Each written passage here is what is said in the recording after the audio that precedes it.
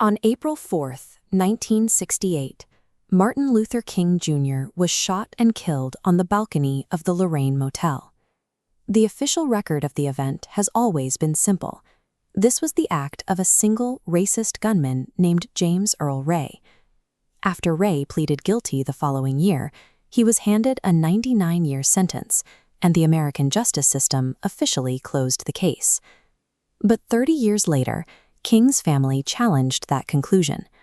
Led by his widow, Coretta Scott King, the family filed a wrongful death lawsuit in a Memphis civil court.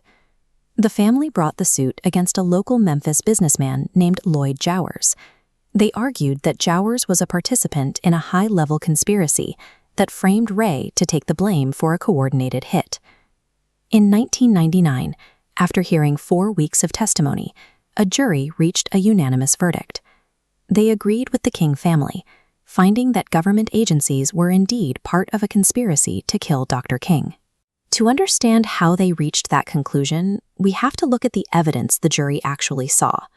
The 1999 trial began by establishing the baseline environment of the 1960s. For the King family's legal team, the first step was proving the federal government had a clear, documented motive to eliminate the civil rights leader. They pointed directly to the leadership of the FBI. Director J. Edgar Hoover viewed King as a personal enemy and a threat to national security.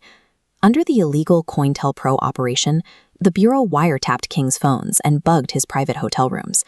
Internal memos from that era explicitly labeled him the most dangerous man in the country.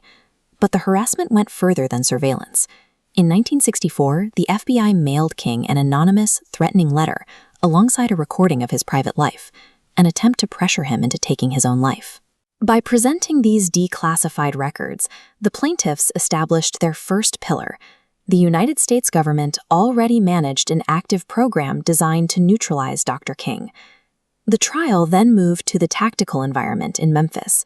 By April 1968, the city was a militarized zone, filled with National Guard troops and striking sanitation workers. Despite this atmosphere, the Memphis Police Department actively removed King's security detail from the motel just hours before the shooting occurred.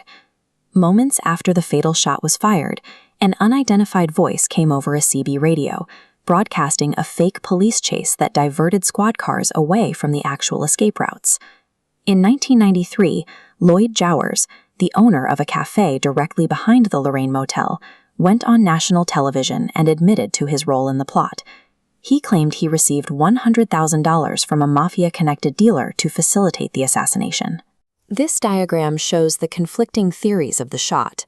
While the official story points to the bathroom window, marked in red, Jowers testified that the assassin fired from the thick brush behind his grill, marked in yellow, which provided a direct line of sight to the balcony. Between the police security stand-down and the phantom radio diversions, the jury saw an environment where a professional hit could be carried out, while the perimeter was left completely unguarded. This left the question of the man in the official record. James Earl Ray was a petty, low-level burglar with no history as a professional gunman and very little money of his own.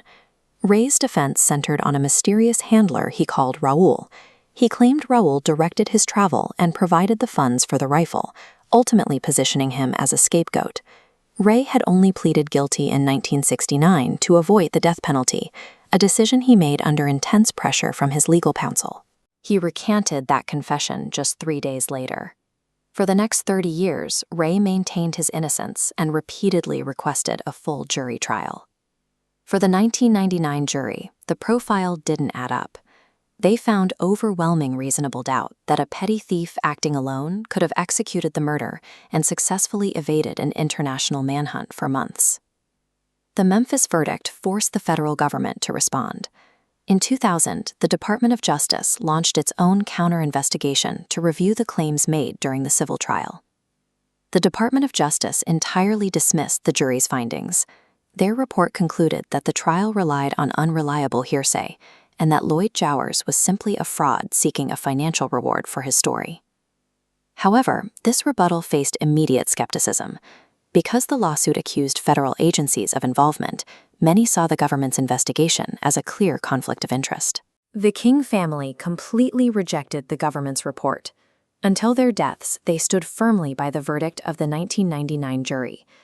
When institutions have been caught using their power against their own citizens, as the FBI did through COINTELPRO, public skepticism becomes inevitable.